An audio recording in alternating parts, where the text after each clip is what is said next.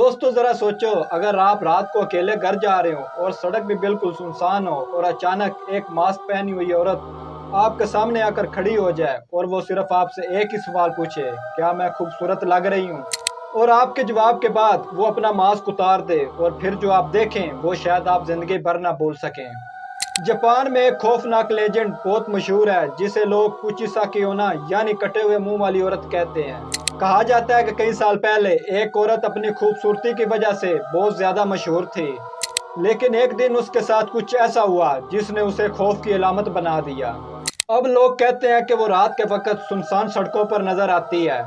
उसने एक लंबा कोट पहना होता है और चेहरे पर मास्क लगाया होता है। वो आहिस्ता आहिस्ता चलते हुए अकेले आदमी के पास आती है और फिर खामोशी से पूछती है, क्या मैं खूबसूरत लग रही हूँ?